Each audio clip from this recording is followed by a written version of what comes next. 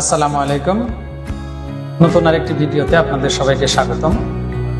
আজকে উপস্থিত হয়েছি গাইডেন্স ক্যাডেট কোচিং এর অত্যন্ত মেধাবী শিক্ষার্থী শোয়েব আহমেদ নাইমকে নিয়ে। শোয়েব এবছর ক্যাডেট কলেজ ভর্তি পরীক্ষায় উত্তীর্ণ হয়ে আর ভাইবা পরীক্ষাও সম্পন্ন করেছে। আজকে শোয়েবের ভাইবা পরীক্ষার অভিজ্ঞতা নিয়ে আমরা একটু কথা শুনবো শোয়েবের কাছ থেকে।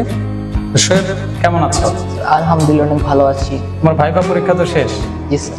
কয় তারিখে ছিল? আমার ভাইবা পরীক্ষা ছিল স্যার 16 ফেব্রুয়ারি 2025। কয়টা থেকে ছিল? আমার ভাইবা ছিল স্যার দুপুর 2টা থেকে বিকাল 4টা। আচ্ছা, আমি মূলত আজকে তোমার ভাইবার অভিজ্ঞতাটা একটু শুনতে চাই। তো তুমি তোমার ভাইবা পরীক্ষাটা কিভাবে সম্পূর্ণ করলে এই বিষয়ে যদি আমাকে একটু বলো। স্যার, প্রথমে আমরা বাসা থেকে রওনা দিয়েছি হচ্ছে নাগাদ দুপুর 12টার সময়। আমরা সবার আগে সিএনজিতে করে গেলাম আর্মি ক্যান্টনমেন্টে। সেই জায়গায় গিয়ে একটু কিছুক্ষণ অপেক্ষা করার পরে আমাদের একটা কুপন দিলেন। কুপন দিয়ে সারিবদ্ধভাবে আমরা মৃত্যুঞ্জয় 25-এর মধ্যে খেলাম। নিচতলায় আমাদের একটা টেবিল ছিল, টেবিলে বসেছি। বসে আমাদের একটা ফর্ম দিল ফর্ম ফিল আপ করতে। আমার প্যারেন্টস আমাকে সাহায্য করলো ফর্ম ফিল আপ করতে। সাহায্য করে আমাদেরকে 2টি গ্রুপে বিভক্ত করা হলো। আমি পড়েছিলাম গ্রুপ বিতে। আমরা সারিবদ্ধভাবে 4তলায় গিয়ে পৌঁছলাম। আমাদের আচ্ছা, এখানে তোমাকে যে ফর্মটা দেয়া হলো, এই ফর্মে তো বিভিন্ন তথ্য দিয়ে তোমাকে সম্পূর্ণ করতে হয়েছে। এই ফর্মটা তো তোমাকে নিজেই পূরণ করতে হয়েছে। আচ্ছা, এই ফর্মে আসলে কেমন তথ্য ছিল? স্যার, এই ফর্মে মোটামুটি আমার বাবার এডুকেশনাল কোয়ালিফিকেশন, বাবা মার, তাছাড়া আমার বোনের এডুকেশনাল কোয়ালিফিকেশন ইত্যাদি ইত্যাদি এরকম। আচ্ছা আচ্ছা, এখানে তো তোমার 3টি বাক্য লিখতে হয়। জি স্যার। যে তুমি কেন ক্যাডেট কলেজে পড়তে চাও, জি স্যার। লিখেছিলে? স্যার, লিখেছি। তো কি লিখেছিলে সেখানে? প্রথম কথা লিখেছিলাম ক্যাডেট কলেজ সম্পর্কে। ক্যাডেট কলেজ বাংলাদেশের অন্যতম উন্নত শিক্ষা প্রতিষ্ঠান, যেখানে অনেক ফ্যাসিলিটি পাওয়া যায়। তাছাড়া এটা আমার ছোটবেলা থেকে একটি স্বপ্ন, এবং আমি বড় হয়ে একজন আর্মি অফিসার হতে চাই। এটা অনেকটা রিজন। Very good. তারপর তোমাকে 2 গ্রুপে বিভক্ত করা হলো। তুমি কোন গ্রুপে পড়েছিলে? গ্রুপ বিতে। Group B. জি স্যার। আচ্ছা, ফাইন। তারপর কি করতে হলো? স্যার, গ্রুপ বিতে আমরা সারিবদ্ধভাবে দাঁড়ালাম। আমাদেরকে একটা গার্ড 4তলায় নিয়ে গেল। 4তলায় গিয়ে আমরা একটা রুমে বসলাম আমার বাবা মা সহকারে। পরে একজন করে ডাকা শুরু হলো। আমি বসতে না বসতে দেখলাম 2-3 জন চলে গেছে অলরেডি। তো আমাকে একটু পরে এরকম ডাকা হলো। প্রথমে অ্যাডমিট কার্ড আর আমার স্বাস্থ্য ফর্ম নিয়ে গেলাম ভিতরে।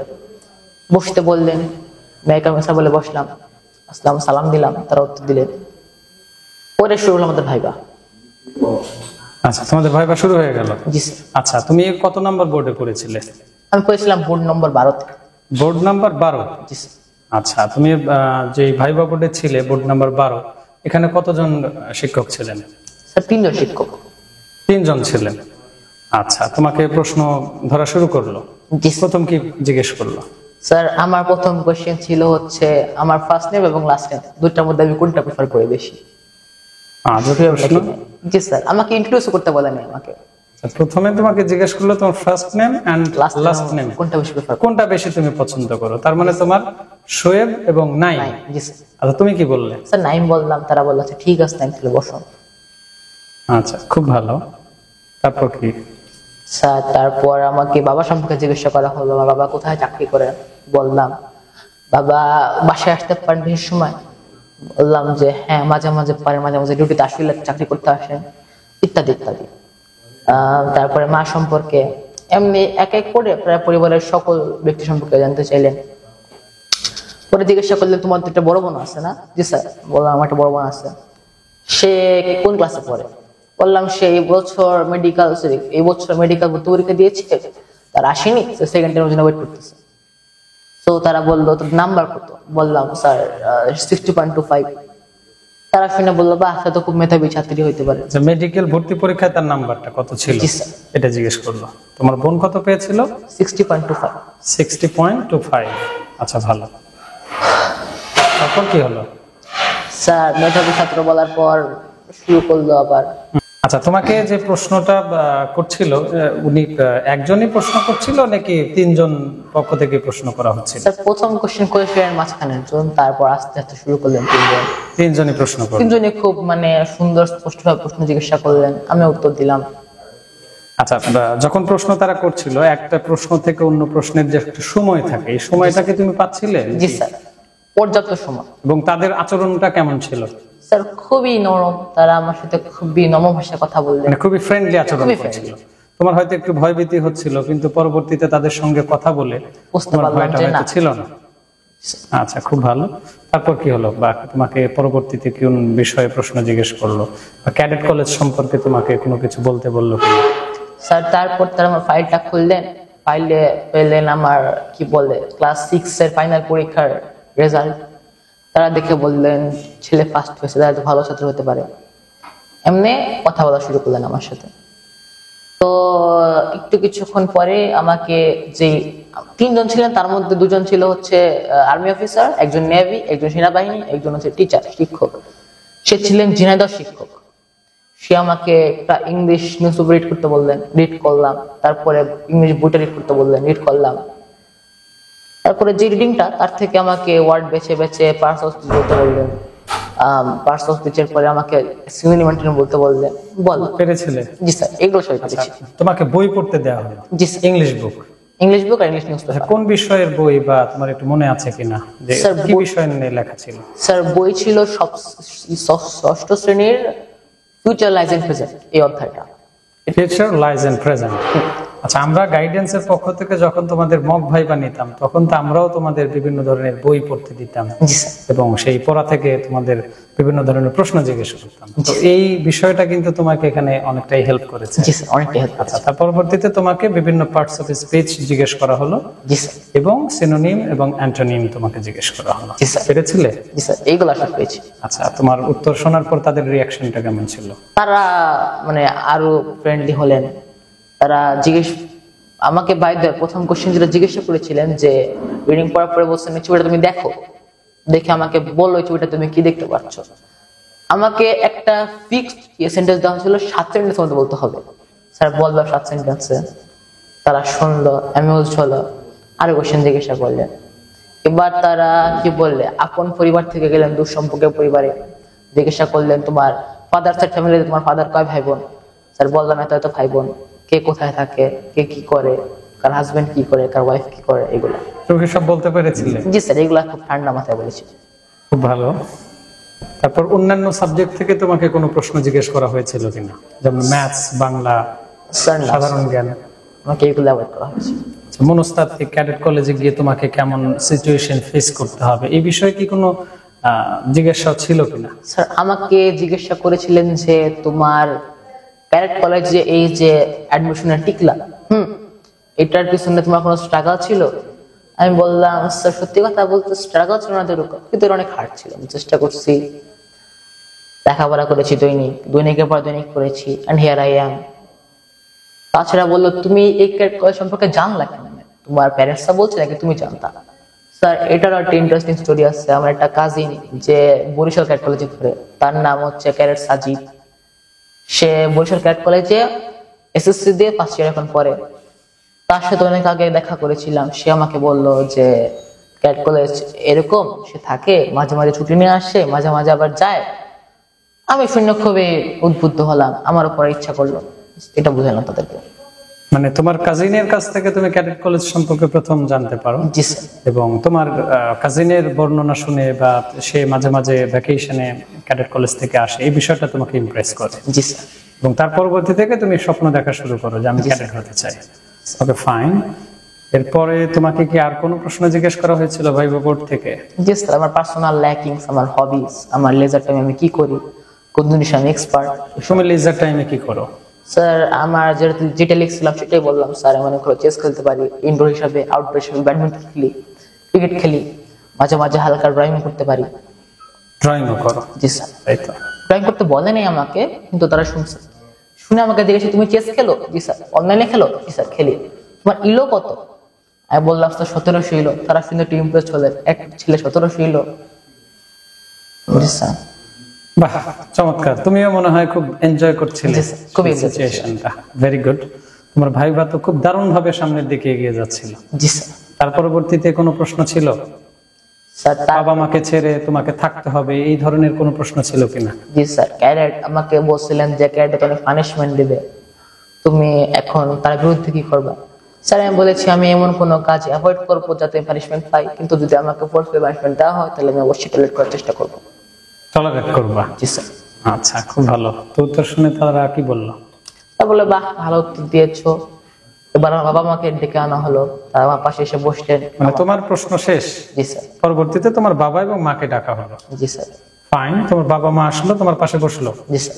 তার পরবর্তীতে তাদের কি জিজ্ঞাসা ছিল? স্যার প্রথম কোশ্চেন ছিল আমার বাবাকে যে আপনি তো পুলিশে চাকরি করেন, মাদারীপুরে থাকেন, কোর্ট ইন্সপেক্টর, তো আপনি কি আসা যাওয়া করেন, আপনার মানে খুবই অফেন আসা যাওয়া করেন নাকি মাঝে মাঝে?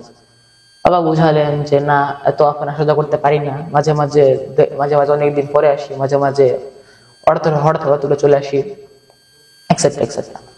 পরে সেকেন্ড কোশ্চেন ছিল আম্মুকে, ছেলেকে থাকতে পারবেন তো? Common question. সকল আম্মুকেই কিন্তু এই প্রশ্নটা আসলে করে এবং করেছে।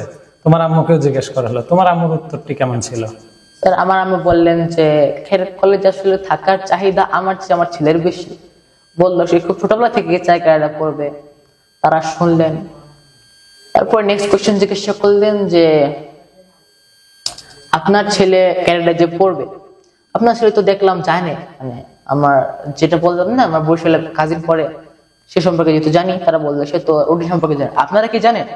আমি বললো হ্যাঁ আমি জানি, আমি অনলাইন অনেকবার দেখছি, আমি জানি তারা সকাল থেকে দুপুরে কি করে, কেমনে ঘুম থেকে উঠে, তাছাড়া ইত্যাদি ইত্যাদি, কেমনে কতক্ষণ পড়াশোনা করে। পরে আমার আম্মুকে জিজ্ঞাসা করলেন যে ক্যারেটে কিন্তু পড়ানোর সময় খালি 3 ঘন্টা, তোমাকে 3 ঘন্টা পড়তে হবে, আপনার ছেলে কি পড়তে পারবে? আমার আম্মু বললেন যে আমার ছেলে আসলে স্যার এরকম না যে সারাদিন পড়ে, আমার ছেলে যতটুকু পড়ে মনোযোগ দিয়ে পড়ে, আর ওর বৈশিষ্ট্য এটা যে কম সময় বেশি করে পড়তে পারে। জি স্যার। আচ্ছা, খুব ভালো। তো তোমার আম্মু তো খুব দারুণ উত্তর দিচ্ছিল। জি স্যার। পরবর্তীতে তোমার বাবা মাকে আর কোনো প্রশ্ন করা হয়েছিল কিনা? স্যার এই মুহূর্তে আমার বাবা মা না, এরপর আমাকে বলা হয়েছিল তুমি একটু রুমের বাইরে যাও। আমি গিয়েছি, গিয়ে বসেছি। তারপরে তাদের আরেকটা কোশ্চেন জিজ্ঞাসা করা হয়েছে, যেমন ছেলেকে দাসলে থাকতে পারবে, কোশ্চেনটা রিপিট করা হয়েছিল একবার। তারা একই উত্তর দিলেন, হ্যাঁ পারবো, কষ্ট হবে না? তারা বলছে হ্যাঁ একটু তো হবে, সাধারণ ব্যাপার, হতেই পারে। পরে বললেন যে আমার আম্মুকে বললেন যে আপনার ছেলে ইনশাল্লাহ রিটেনে অনেক ভালো নাম্বার পেয়েছে বলে আমরা আশা করি, এবং ভাইবা তো অনেক ভালো নাম্বার পাবে। তোমার আম্মুকে বললো তুমি রিটেন পরীক্ষায় বেশ ভালো একটা নাম্বার পেয়েছো, এরকম তাদের এক্সপেকটেশন, তাই তো? খুব ভালো। পরবর্তীতে তোমার বাবা মার ব্যাপারটা শেষ হয়ে গেল, পরবর্তীতে তোমাকে মেডিকেলে নেওয়া হলো। আমরা ভাইবার হল থেকে বের হলাম, বের হয়ে সিঁড়ির দিকে যখন গেলাম, একটা গার্ড ছিলেন, সে আমাকে বললেন তুমি তোমার অ্যাডমিট কার্ড এবং স্বাস্থ্য কাগজটা নিয়ে তুমি 5 তলায় যাও। আমার বাবা মাকে পাঠালাম 2 তলায়। তারা সেখানে অপেক্ষা করলো, ফর্ম ফিল আপ করলো। আমি গেলাম 5 তলায় মেডিকেল দিতে। প্রথমে যখন আমি ঢুকেছি আমাকে বসতে বলা হলো, আমি দেখলাম বোর্ড 9, 10 এবং 11-তে ছাত্ররা কি বলে শার্ট এবং জুতা মোজা খুলে রেখে গেছে। আমিও সেটা বুঝে তারা যা করছে সেটাই করলাম। অনেকক্ষণ বসেছিলাম, 10 মিনিটের মতো বসে থাকার পর আমাকে একটা লোক আসতো, একটা ডাক্তার বোধ হয়, এসে বললো যাও তুমি ভিতরে যাও। ভিতরে গেলাম, দেখি একজন আর্মি অফিসার, সে হচ্ছে তার কম্পিউটারের মধ্যে সবকিছু ঢুকে রাখতেছে, লিখতেছে কি, আর একজন ডাক্তার আলাদা, সে আমার সবকিছু পরীক্ষা করছে। প্রথমেই আমার হাইট মাপা হলো, হাইট দেখলো 5'5", তারপরে আবার আমার ওয়েট মাপা হলো, ওয়েট দেখলো 136 পাউন্ড। এগুলা করে আমাকে আরো চোখের পরীক্ষা, কানের পরীক্ষা, মুখের পরীক্ষা, সব পরীক্ষা করানো হলো। তাহলে সেই রেজাল্ট আসলে কেমন ছিল? স্যার তাদের এক্সপ্রেশন দেখে যা বুঝতে পারলাম, তারা সবকিছুতেই সন্তুষ্ট, কোনো কিছুতে না বলেনি, অথবা মানে অতটা দেখায়নি যে হয়তো এটা খারাপ জিনিস, এরকম কিছু না। Very good. তোমার তো ভালো লাগলো বিষয়টা ইয়ে করে। তো মেডিকেলে আসলে কি তোমাকে কোনো প্রশ্ন জিজ্ঞেস করা হয়েছিল কিনা? তারা কি তোমাকে কোনো প্রশ্ন আমাকে জিজ্ঞাসা করছিল, what is that one major from your mother that you hate the most? আমি বলেছি স্যার আসলে সত্যি কথা বলতে কি আমার মাদার একটু বেশি ওভারথিঙ্ক করে, এটা আমার অনেক খারাপ লাগে। তাছাড়া বললেন সেলফ বুঝিত সিস্টার। আমি বললাম না স্যার, আমার সিস্টার স্মার্ট পারসন, সে স্মার্ট থিঙ্কিং রাখে সবসময়, বেশি চিন্তা করে না, সে খুব হ্যাপি লাইফ পালন করে। দারুণ। তো পরবর্তীতে আর কোনো প্রশ্ন জিজ্ঞেস করেছিল? Very good. তোমার ভাইবার এক্সপিরিয়েন্স শুনে আমার যেটা মনে হচ্ছে তুমি খুব চমৎকার ভাইবা দিয়েছো। তোমার কাছে আমি যেটা জানতে চাই সেটা হচ্ছে তুমি কোন ক্যাডেটে পড়তে চাও? স্যার আমি মির্জাপুর ক্যাডেট। তোমার কি ফার্স্ট চয়েস মির্জাপুর ছিল? জি স্যার। এই বিষয়ে কি তারা কোনো কিছু জিজ্ঞেস করেছিল? স্যার এটা তারা ভাইবাতে জিজ্ঞাসা করেছিল। ভাইবাতে ফার্স্ট চয়েস কি মির্জাপুর, মির্জাপুর, সেকেন্ড চয়েস কি ফৌজদারহাট। এখন আমাকে জিজ্ঞাসা করলেন আবার যে তুমি মির্জাপুরে কেন বেশি প্রেফার করতেছো, ফৌজদারহাট কেন করছো না? তুমি কি বললে? স্যার বললাম আমার কাছে দুইটা ক্যালকুলেট দুই দিক থেকে অনেক বেশি উন্নত, কোনোটা খারাপ না, কিন্তু মির্জাপুর ঢাকার কাছে টাঙ্গাইলে আর বাবা মাঝে মাঝে ওইখান দিয়ে আসা যাওয়া করেন, এই জন্য আমার জন্য আসতে যেতে সুবিধা হয়। খুব ভালো, দারুণ। তোমার জন্য অনেক অনেক শুভকামনা। তোমার এইম ইন লাইফ কি? স্যার আর্মি অফিসার হওয়া। Army officer.